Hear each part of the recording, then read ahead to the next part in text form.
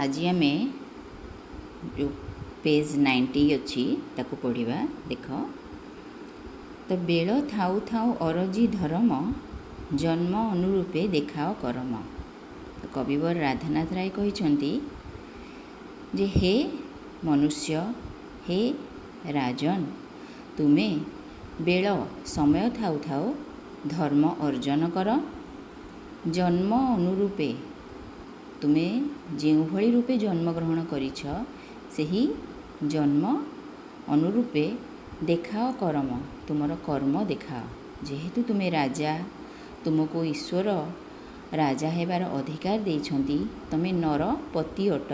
नर माने मनुष्य पति माने स्वामी। तो मनुष्य मानकर स्वामी अट मनुष्य मानकर प्रभु अट। तमे नृपति अट से मनुष्य मानकर प्रभु अट। तुमको ईश्वर यही प्रजा मानकर पालन पोषण रक्षण बेक्षण पाई यही धरापृष्ठ को प्रेरण करिछंती एवं यही एक दायित्व संपन्न कर्म प्रदान करिछंती। तेणु तुमे तुमर जन्म अनुरूप तुमर कर्म को देखाओ। कहीं ना कविवर राधानाथ राय तांकर पार्वती काव्य रे कहिछंती भवितव्य जहा अवश्य घटिब किए ता करिब आन किए अबा एही ज्योतिष चक्र गति रोधिबाकू बलवान। ताहले हे राजन तुमे सदा मनरे यही चिंता को पोषण कर जे ईश्वर हेउछंती बलवान। तेणु भवितव्य जहा जहा हबाकू अछि ताहा अवश्य घटिब किए ताकू रोकिबाकू बलवान हेई परिबे नाही। किए अबा यही ज्योतिष चक्र गति ज्योतिष चक्र होची कालर गति कालर प्रवाह को रोकिबाकू बलवान। केही यही कालर प्रवाह को समयर स्रोत को अटकाई रखि परिबे नाही। तेणु समय थाउ थाउ तुमे धर्म अर्जन कर एवं तुमर जन्म अनुसारे तुमे उत्तम कर्मराजी करि जाओ। ताहाले ही तुमर मनुष्य जन्म सार्थक हेब। आमे प्रत्येक मनुष्य अमृतर संतान। सेथिपई संस्कृत रे कहा जाइछि अमृतस्य पुत्राः। आमे समस्ते सेही परमात्मांकर अंश विशेष।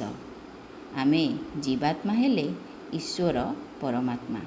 तेणु तांको निकटरू जो अंश रूपे आमे ए धरापृष्ठ को आगमन करिअछे आमे उत्तम कर्म धर्म इत्यादि करी आमर जन्म को सार्थक करिबा उचित। जन्म फले भवे बड़पण पाई धर्म फले ताकू कर चिरस्थायी। तेणु हे राजा हे मनुष्य तुमे जन्म फलरू भवे संसार रे तुमे बड़पण लाभ करिछ। धर्म फले आ धर्म लाभ कले ही तुमे ताकू चिरस्थायी करि परिबो बा तुमे ताहाकू सबुबेले तुम पाखरे ही धारण करी रखि परिबो। तेणु कुहा जाए तुमे जेउ रूपे जन्म जेउ रूपे कर्म करिबो सेही रूपे तुमे जन्म लाभ करिबो। सेथिपई तो कुहा जाए जदि तुमे जनकर धारुआ होई मृत्युवरण करिबो जनक ठारू ऋण नेई ताकू न सुझी मृत्युवरण करिबो तेबे आर जन्म रे तार बाड़ी रे लंका फल लंका गछ होई जन्म ग्रहण करिबो एवं जेते दिन पर्यंत तुमे तार ऋण न सुझीच सेते दिन पर्यंत तुमे तार सेई बाड़ी रे लंका गछ होई तार ऋण सुझीब। तेणु ये तो गोटे छोटिया दृष्टांत किंतु आमे समस्ते जानिछे जे जन्म परे जन्म जहा लागी रहिछि ताहा मनुष्य ठारू आरंभ करी संसारर समस्त जीव तांकर कर्म अनुसारे जन्म लाभ करिथांती। तेणु जी जे भली कर्म करिबो से परजन्म रे सेई भली ଜନ୍ମ ଲାଭ କରିବ। ତେଣୁ ଏଇ ଯେଉଁ ଅମୂଲ୍ୟ ଜୀବନ ତୁମେ, ଏଇ ଯେଉଁ ଦୁର୍ଲଭ ମନୁଷ୍ୟ ଜୀବନ ତୁମେ ଲାଭ କରିଛ, ସେହି ମନୁଷ୍ୟ ଜୀବନକୁ ତୁମେ ସାର୍ଥକ କର। ଆଉ ସେହି ଜନ୍ମରେ ତୁମେ ଯେଉଁ ବଡ଼ପଣ ଲାଭ କରିଛ, ଯେଉଁ ରାଜା ହେବାର ସୌଭାଗ୍ୟ ଲାଭ କରିଛ, ଅନ୍ୟକୁ ପାଳନ କରିବାର ସୌଭାଗ୍ୟ ଲାଭ କରିଛ, ତାହାକୁ ତୁମେ ତୁମର ଧର୍ମ ଏବଂ ତୁମର କର୍ମ ବଳରେ ତାକୁ ଦୀର୍ଘସ୍ଥାୟୀ କର, ତାକୁ ଚିରସ୍ଥାୟୀ କର, ଯାହାକି ତୁମର ମୃତ୍ୟୁ ପରେ ମଧ୍ୟ ଈଶ୍ୱର ତୁମର ଏହି କର୍ମରେ ଆନନ୍ଦିତ ହୋଇ ତୁମକୁ ପୁନର୍ବାର ସେହି ଉତ୍ତମ କର୍ମ ବା ଉତ୍ତମ ଜନ୍ମ ପ୍ରଦାନ କରିବେ। ଧର୍ମ ଏକ ପୋତ ଗଢ଼ିଛନ୍ତି ବିଧି, ତରିବାକୁ ଏହି ସଂସାର ବାରିଧି। ତାହେଲେ ହେ ମନୁଷ୍ୟ, ଏହି କଥାକୁ ମନରେ ଟିକେ ଚେତ, ମନରେ ଟିକେ ସ୍ମରଣ କର ଯେ ଧର୍ମ ଗୋଟିଏ ପୋତ, ପୋତ ହେଉଛି ନାବ ବା ନୌକା। ତାହେଲେ ଧର୍ମ ଏକ ନୌକା, ଈଶ୍ୱର ହିଁ ବିଧାତା ବା ଭଗବାନ ଗଠନ କରିଛନ୍ତି। ତରିବାକୁ ଏହି ସଂସାର ବାରିଧି, ତରିବାକୁ ପାର ହେବାକୁ ଏହି ସଂସାର ରୂପକ ବାରିଧି ସମୁଦ୍ର। ତାହେଲେ ଏ ସଂସାର ହେଉଛି ଏକ ବିରାଟ ସମୁଦ୍ର। ତେଣୁ ଏହି ସମୁଦ୍ରରେ ଆମେ କାହାକୁ ପାଥେୟ କରି ଏହି ସମୁଦ୍ରକୁ ପାର ହେବା? ନା, ଧର୍ମକୁ। ତାହେଲେ ଧର୍ମ ରୂପକ ନୌକାରେ ଆମେ ବସି ଏହି ସଂସାର ରୂପକ ସମୁଦ୍ରକୁ ପାର ହୋଇପାରିବା। ତାହେଲେ ହେ ମନୁଷ୍ୟ, ଏ କଥାକୁ ତୁମେ ହେଜ ବା ଏ କଥାକୁ ତୁମେ ସ୍ମରଣ ରଖ। ସେଥିପାଇଁ ପାର୍ବତୀ କାବ୍ୟରେ କବିବର ରାଧାନାଥ ରାୟ ପ୍ରକାଶ କରିଛନ୍ତି ଯେ ଇଛନ୍ତି ଦାମ୍ଭିକେ ହସ୍ତେ ରଖିବାକୁ ସମସ୍ତଙ୍କ ଭାଗ୍ୟ ଡୋରି, ନିଜ ଭାଗ୍ୟ ଡୋରି କାଳ ହସ୍ତେ ଏହା ପକାନ୍ତି ହେଳେ ପାଶୋରି। ଇଚ୍ଛା କରନ୍ତି ଦାମ୍ଭିକମାନେ, ଯେଉଁମାନେ ଗର୍ବୀ, ଦମ୍ଭୀ, ଅଭିମାନୀ ମନୁଷ୍ୟ, ହସ୍ତେ ରଖିବାକୁ, ନିଜ ହାତ ମୁଠାରେ ରଖିବାକୁ ସମସ୍ତଙ୍କ ଭାଗ୍ୟ ଡୋରି, ସମସ୍ତଙ୍କର ଭାଗ୍ୟ ଡୋରିକୁ ସେ ନିଜ ହାତରେ ରଖିବାକୁ ଇଚ୍ଛା କରନ୍ତି। କଣ୍ଢେଇ ଭଳି ଅନ୍ୟକୁ ନଚାଇବାକୁ ସେମାନେ ଇଚ୍ଛା କରନ୍ତି। କିନ୍ତୁ ସମସ୍ତଙ୍କ ଭାଗ୍ୟ ଡୋରି ଯେ ବିଧାତାଙ୍କ ହାତରେ, ତାହାକୁ ସେମାନେ ବିସ୍ମରଣ ହୋଇଯାଆନ୍ତି।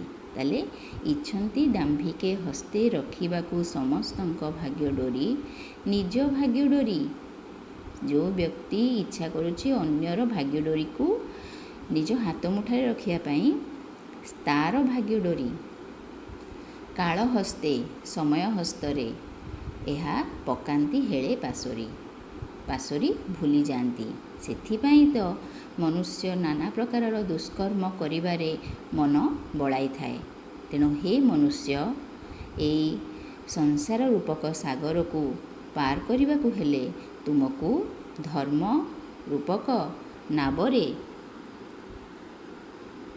ବସିବାକୁ ପଡ଼ିବ, ଧର୍ମ ରୂପକ ନୌକାର ଆଶ୍ରୟ ନେବାକୁ ପଡ଼ିବ। ଆଉ ଧର୍ମ ଏକା ସିନା ମହତ ପଣିଆ, ଆଉ ବଡ଼ପଣ ଅଢ଼େଇ ଦିନିଆ। ଧର୍ମ ଏଭଳି ଏକ ସମ୍ପତ୍ତି ଯାହାକି ମନୁଷ୍ୟ ଧାରଣ କଲେ ସେ ତା'ର ମହତ୍ୱାକାଂକ୍ଷାକୁ ଶ୍ରେଷ୍ଠତର ବା ଶ୍ରେଷ୍ଠତମ କରିଥାଏ।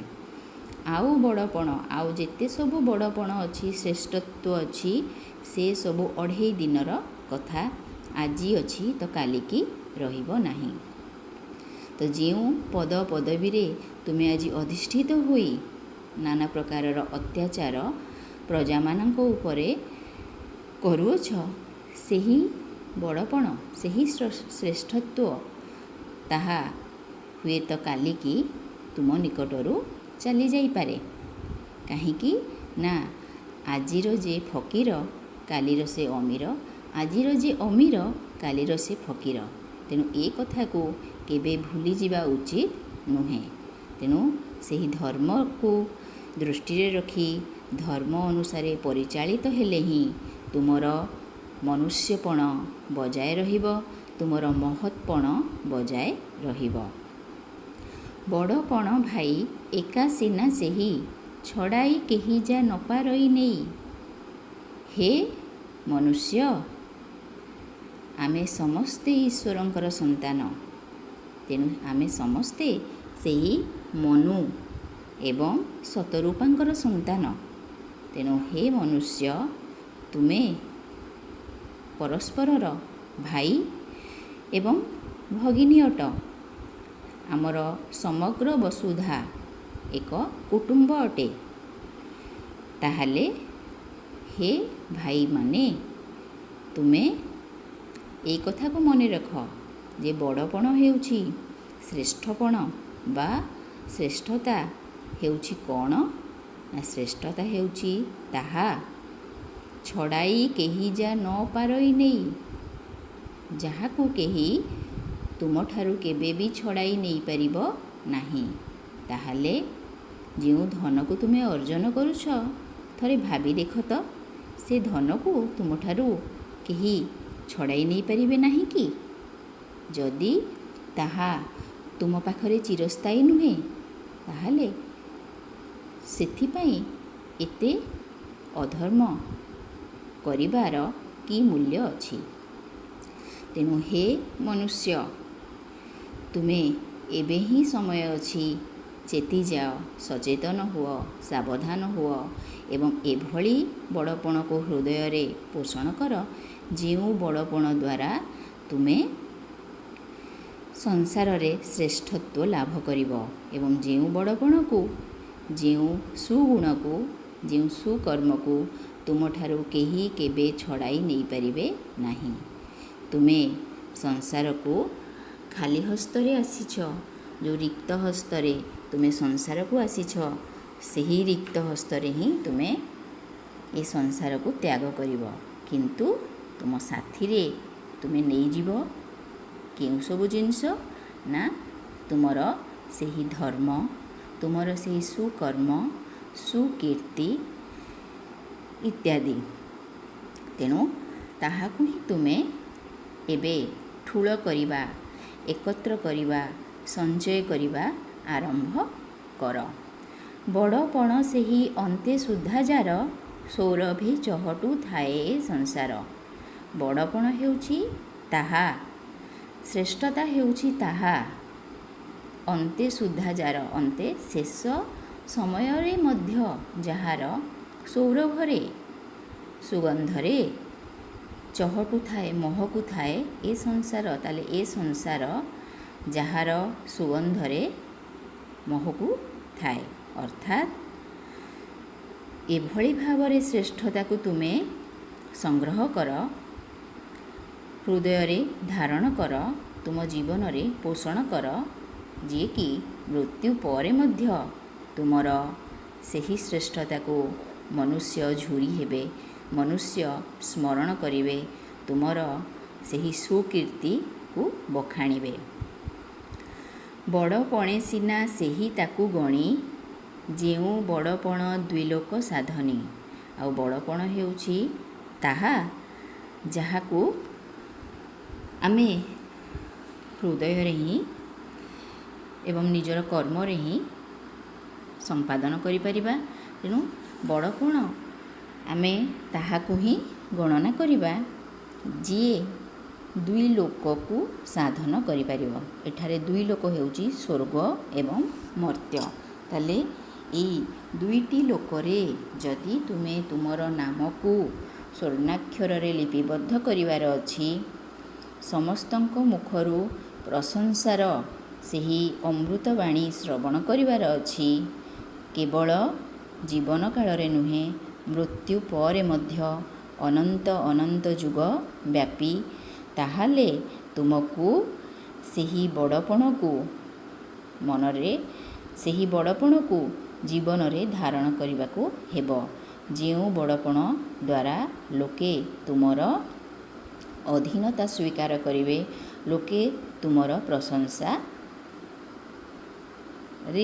ଶତମୁଖ ହେବେ। ସେହି ସିନା ବଡ଼ପଣ ଯହିଁ ଲାଗି ଅନ୍ତକର ବଜ୍ର ଦନ୍ତ ଯାଏ ଭାଙ୍ଗି, ସେହି ହେଉଛି ବଡ଼ପଣ। ଯେଉଁଥିପାଇଁ ଅନ୍ତକ ହେଉଛନ୍ତି ଯମ, ଯିଏ ମୃତ୍ୟୁର ଦେବତା। ତ ସେହି ଦେବତାଙ୍କର ବା ସେହି ଅନ୍ତକଙ୍କର ବଜ୍ରଦାନ୍ତ, ବଜ୍ର ହେଉଛି କଠୋର, ଦାନ୍ତ, ତାହେଲେ କଠୋର ଦାନ୍ତ ଭାଙ୍ଗିଯିବ। ଆମେ ସମସ୍ତେ ଜାଣିଛେ ଯେ ଆମେ ଜୀବନ କାଳରେ ଯାହା ବି କର୍ମ କରିବା ସେ ସବୁର କଥାକୁ, ସେ ସବୁକୁ ଲିପିବଦ୍ଧ କରିବା ପାଇଁ ଚିତ୍ରଗୁପ୍ତ ତାଙ୍କର ପଞ୍ଜିକା ଧରି ମୃତ୍ୟୁ ଲୋକରେ ବସିଛନ୍ତି। ତେଣୁ ଆମେ ଆମର କର୍ମ ଅନୁରୂପେ ଫଳ ପ୍ରାପ୍ତ ହେବା ମୃତ୍ୟୁ ପରେ। ତାହେଲେ ଯଦି ଆମେ ଉତ୍ତମ କର୍ମ କରିଥିବା, ତାହେଲେ ମୃତ୍ୟୁ ପରେ ସେହି ଯମଙ୍କ ଦରବାରରେ, ଯିଏକି ଧର୍ମର ଦେବତା ଅଟନ୍ତି, ସେହି ଧର୍ମଙ୍କ ଦରବାରରେ ଆମେ କୌଣସି ଦଣ୍ଡ ପାଇବା ନାହିଁ। ତାହେଲେ ସେ ହେଉଛି ବଡ଼ପଣ, ଯେଉଁଥିପାଇଁ ଅନ୍ତକର ଯମରାଜଙ୍କର ବଜ୍ରଦାନ୍ତ, କଠୋର ଦାନ୍ତ ମଧ୍ୟ ଭାଙ୍ଗିଯାଏ। ଅର୍ଥାତ୍ କଠୋରରୁ କଠୋର ଦଣ୍ଡ ସେ ଯେଉଁ ମନୁଷ୍ୟ ପାଇଁ ନିର୍ଦ୍ଧାରଣ କରିଛନ୍ତି, ସେହି କଠୋର ଦଣ୍ଡ ଉତ୍ତମ ମନୁଷ୍ୟ, ଧାର୍ମିକ ବ୍ୟକ୍ତି ଠାରୁ ଦୂରେଇ ଯାଇଥାଏ। ସେ ତାକୁ କୌଣସି ଦଣ୍ଡ ଦେଇପାରିନଥାନ୍ତି। ତେଣୁ ଯେତେବେଳେ ତା'ର ମୃତ୍ୟୁ ହୁଏ, ସେହି ଧାର୍ମିକ ମନୁଷ୍ୟକୁ ନେବା ନିମନ୍ତେ ଯମଦୂତ ଆସିନଥାନ୍ତି।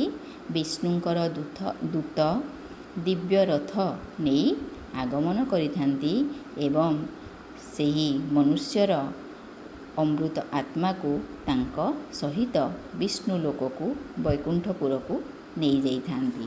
ତାହେଲେ ହେ ମନୁଷ୍ୟ, ଏବେଠାରୁ ସଚେତନ ହୋଇ ତୁମେ ଉତ୍ତମ କର୍ମ କ'ଣ, ବଡ଼ପଣ ବାସ୍ତବରେ କ'ଣ, ଶ୍ରେଷ୍ଠତା ବାସ୍ତବରେ କ'ଣ ହେବା ଉଚିତ, ତାହାକୁ ହୃଦୟଙ୍ଗମ କର ଏବଂ ଏବେଠାରୁ ସଚେତନ ହୋଇ ତୁମେ ଉତ୍ତମ କର୍ମରେ ବ୍ରତୀ ହୁଅ। ସେହି ବଡ଼ପଣେ ବଳାଅ ମତିକି, କାଳ ନ ପାରିବ ପଶିଯା କତିକି। ଆଉ ତୁମେ ସେହିଭଳି ବଡ଼ପଣରେ, ସେହିଭଳି ଶ୍ରେଷ୍ଠତାରେ ତୁମର ମତି, ତୁମର ମନକୁ ସେଥିରେ ଭର୍ତ୍ତି କର। କାଳ ନ ପାରିବ, କାଳ ମୃତ୍ୟୁ ବା ଯମ ବା ସମୟ, ଯାହା ନିକଟକୁ ପଶିପାରିବ ନାହିଁ।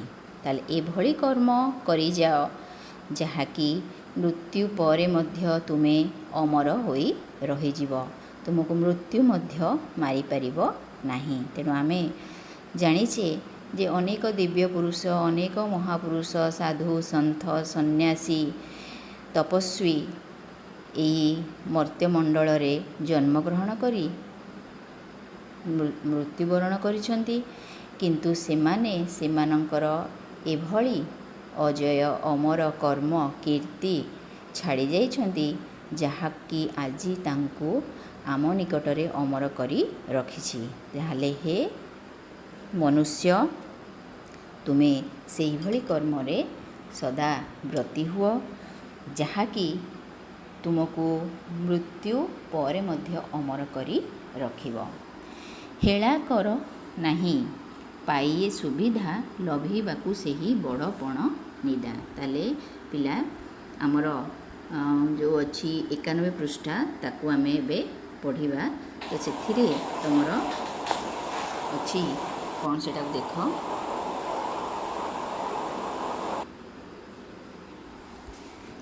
ହେଳା କର ନାହିଁ ପାଇଏ ସୁବିଧା, ଲଭେଇବାକୁ ସେହି ବଡ଼ପଣ ନିଦା।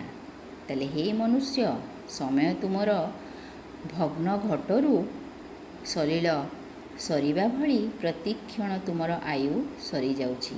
କିନ୍ତୁ ଆମେ ମନୁଷ୍ୟ ମୂର୍ଖ, ତେଣୁକରି ଆମେ ଏହାକୁ ହୃଦୟରେ ଚିନ୍ତା କରୁନାହୁଁ।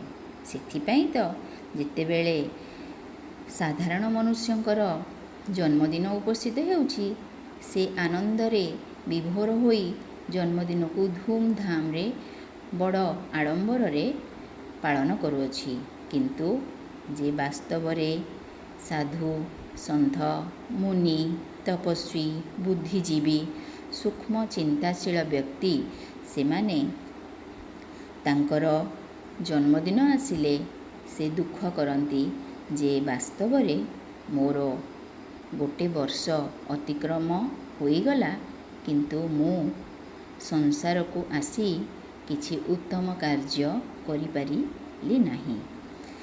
ତେଣୁ ହେ ମନୁଷ୍ୟ, ଯେତେ ଦିନ ବି ତୁମେ ବଞ୍ଚୁଛ, ସେହି ସମୟର ସଦୁପଯୋଗ କର। ସମୟ ହେଉଛି ବଡ଼ ବଳବାନ, ଆଉ ସମୟ ଓ ଜୁଆର କାହାରିକୁ ଅପେକ୍ଷା କରେ ନାହିଁ। ତେଣୁ ସେହି ସମୟକୁ ଉତ୍ତମ କାର୍ଯ୍ୟରେ ବିନିଯୋଗ କରି ଶ୍ରେଷ୍ଠତାକୁ ଧାରଣ କର। ତୁମେ ହେଳା କର ନାହିଁ। ତାହେଲେ ଏହି ସମୟରେ ତୁମେ ହେଳା ନ କରି ସମସ୍ତ ପ୍ରକାରର ସୁବିଧା ସୁଯୋଗ ପାଇବାକୁ ତୁମେ କର୍ମ କରି ଚାଲ।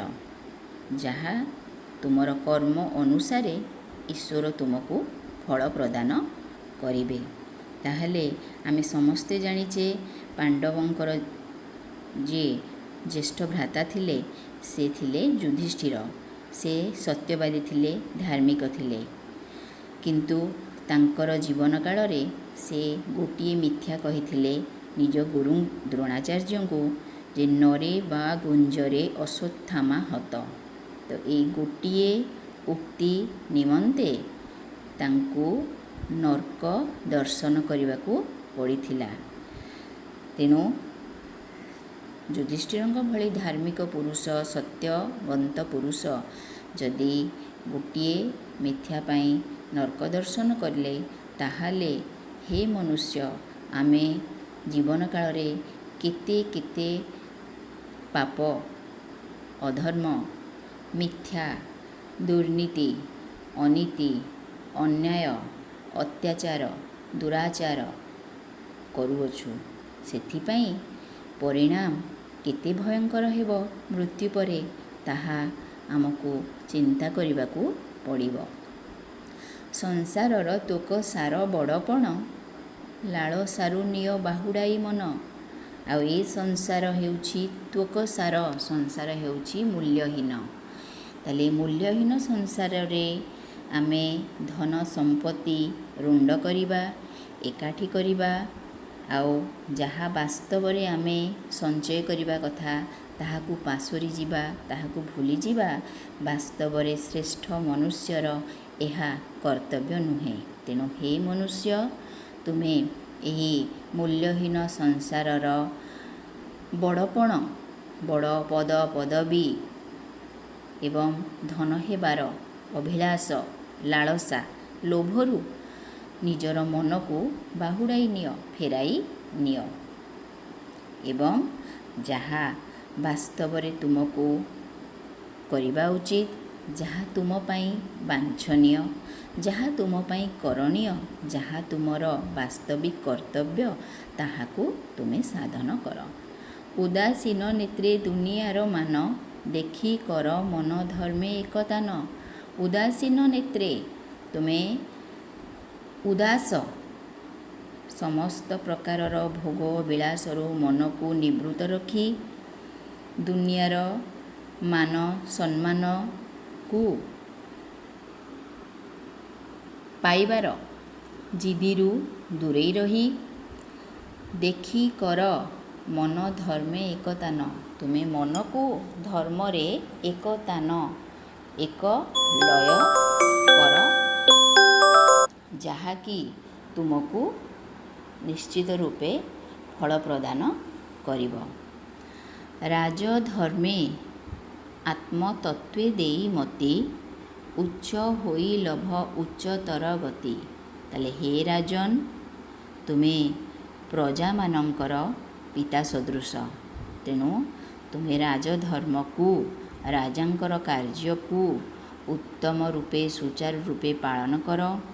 ଆତ୍ମତତ୍ତ୍ୱେ, ଆତ୍ମ ଏବଂ ତତ୍ତ୍ୱ ହେଉଛି ଜ୍ଞାନ। ତାହେଲେ ଆତ୍ମଜ୍ଞାନରେ ମନ ଦେଇ ଉଚ୍ଚ ହୋଇ